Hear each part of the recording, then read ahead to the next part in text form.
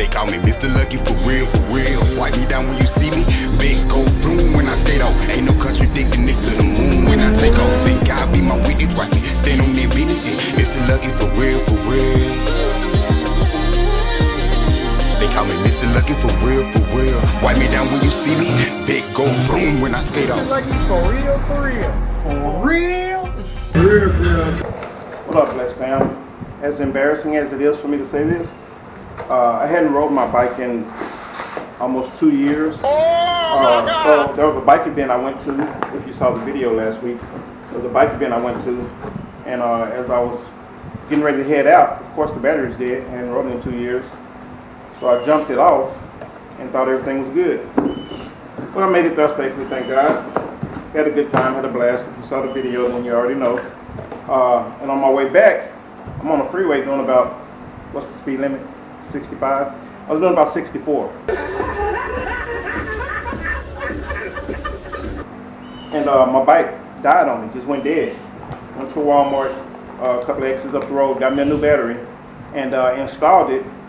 And as I'm riding it, I noticed a bunch of stuff going on with it, so it was draining the battery. Long story short, if you know, you know. The stator was bad. So, got me a new stator. I called around. I was going to have it installed because I really don't have time to mess with this stuff. But apparently people have more money than I do because nobody answered or returned my call out of my two buddies who do this work for a living. So, look like I'll be doing it myself. The job's only a couple of hours, so I'll snatch off the battery, snatch off the plastics, and get this bad boy installed. So like I say, when I'm working, I don't really like recording because I need both of my hands. So I'll show you as I go along. If there's any pointers or whatever I think you guys can use who's doing this for the first time, I'll go along and show you. But it's nothing really complicated about it. Plus, I need the oil change anyway, so I'll change the oil and the spark plugs while I'm in there. Let's get it. You probably hear a lot of wind noise, but it is hot in here, so I got the fan going, so it is what it is. For the gas tank, you got the 6mm X.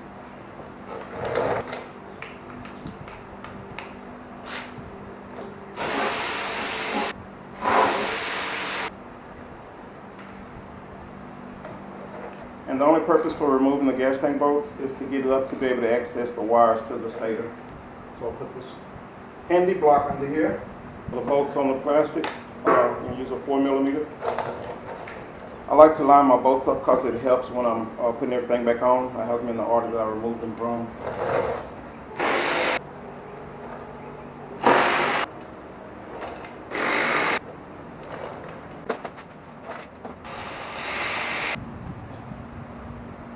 And it doesn't matter how many times I repeat that I don't like doing how-to videos because I need both of my hands when I'm busy. I don't have time to really talk and explain everything. I'll still have somebody that'll come along, maybe a new subscriber who never saw my previous videos, and be like, well, thanks, that didn't help. You didn't even show this or that. It's not a how-to video, it's just a helpful video with some hints and tips, hopefully. But any thing you're working on, you have to be somewhat mechanically inclined.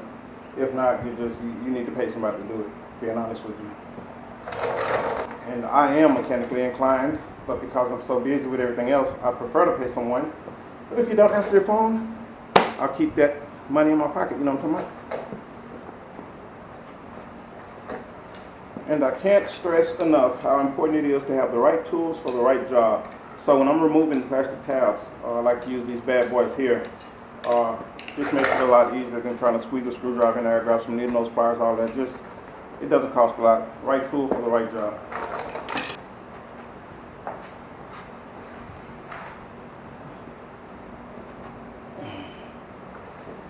Now, as for those small, hard to reach jobs, same thing applies. This handy bad boy right here. Now, I can get to the small tabs inside the frame. I got the side panel off. Now, I will jack it up so that I can drain the oil. Okay, on the oil pan, the drain bolt should be a 12mm. There's not a 12mm, maybe a 1/2 inch.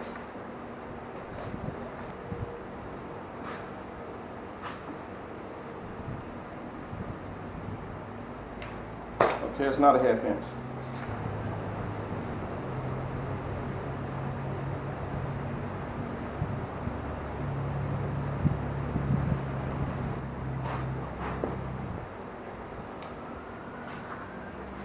like I said, 13 millimeter. And notice, if you will, I got my little makeshift oil pan.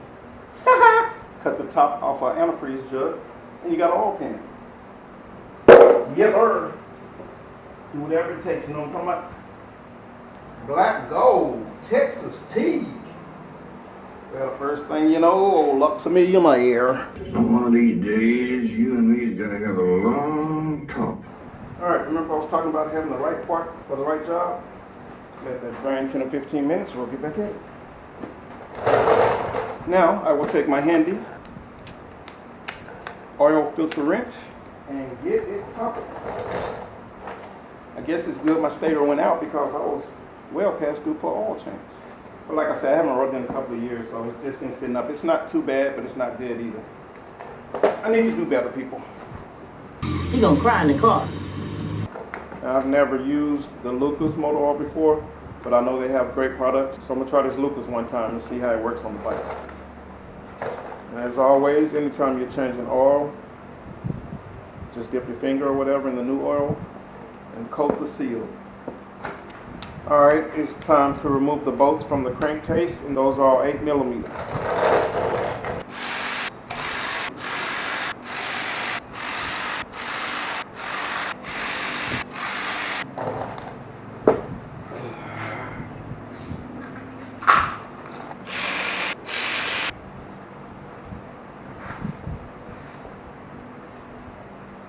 Now, the one at the very bottom, for whatever reason, has a washer on there. I don't know why, but I lay them down on the floor in the exact order that I take them out.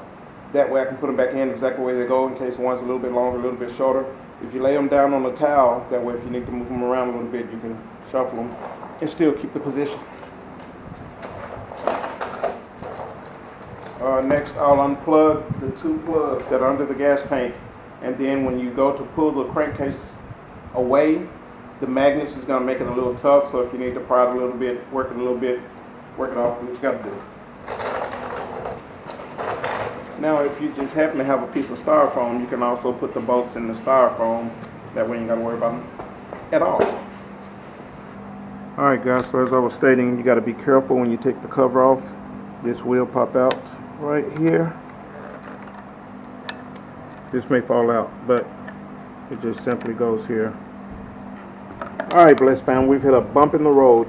So either these geniuses thought I would use the old gasket, or I gave them too much credit, or I'm too naive to assume it would come with the new gasket. But either way, it looks like I've hit a bump in the road. So yeah, I'm gonna have to stop. Everything's closed, so I'm gonna have to go to the Triumph dealer on the opposite side of Houston and get me a $24 gasket that cost me a whole day.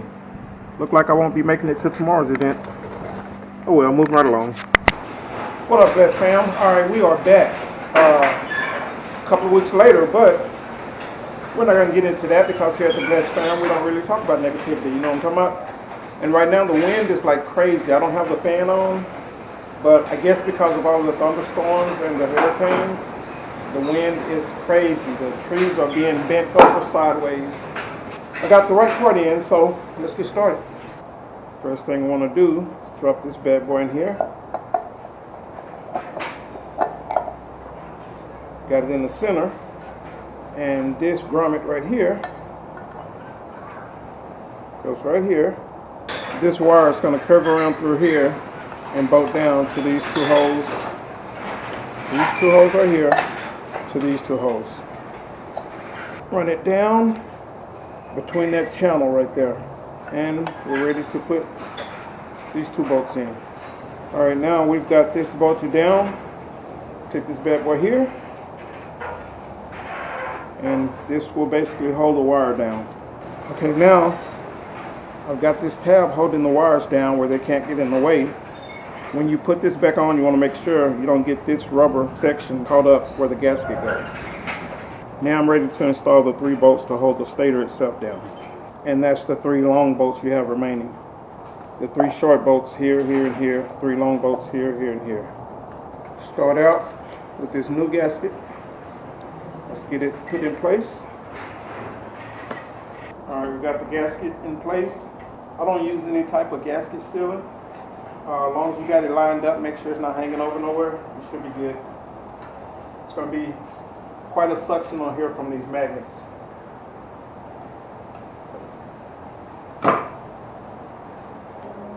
Oop, there it is. And as I showed you before, I know where the screws go because I have them in the position they came out in. Double check the gasket, make sure there's no overhang or underhang, and we'll be good to go.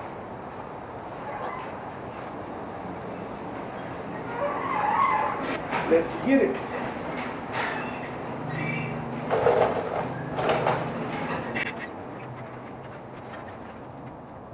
Don't forget, this one here has this tab on here so that whenever you connect the relays, you can slide it back onto this tab.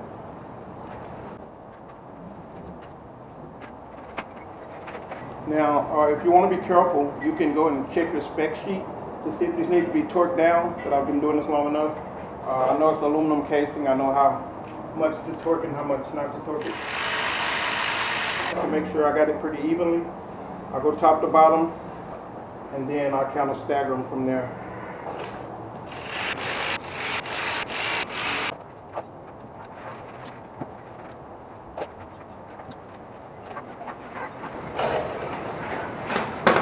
And again, ladies and gentlemen, I'm a professional. Do not try this at home. Now I run the wires back up through here and plug them back up to their respective plugs. You get a clothes hanger so I can trace it down.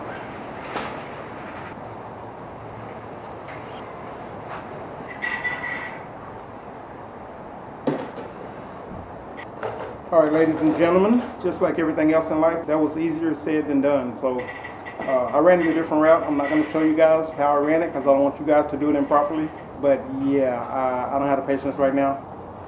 I'm on a time crunch, and I got other vehicles I need to be finishing. So yeah, I took a shortcut. Don't tell nobody that. All right, it's time to reassemble everything and get it started.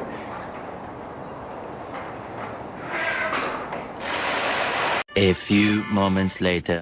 All right, I got everything connected. Let's see if she's ready to do what she's supposed to do.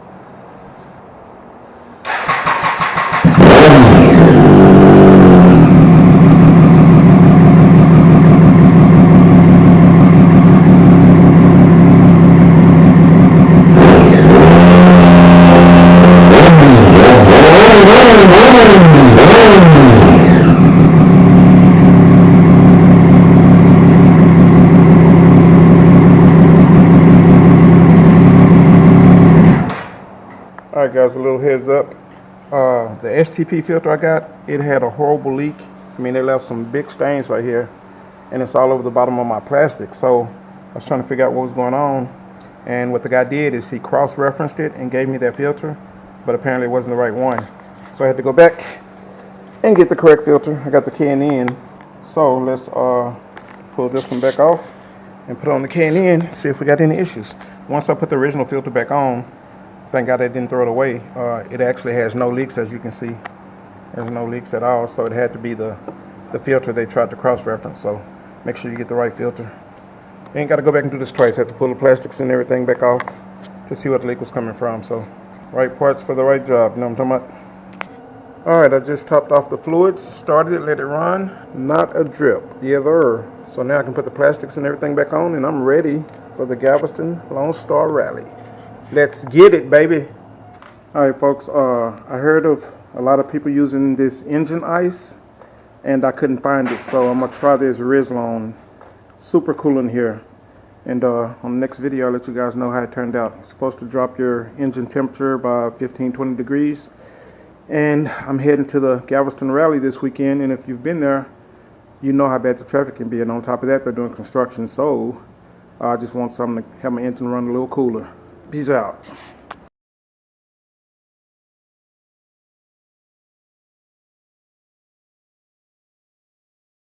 Alright, I just got my new lithium power sport battery in.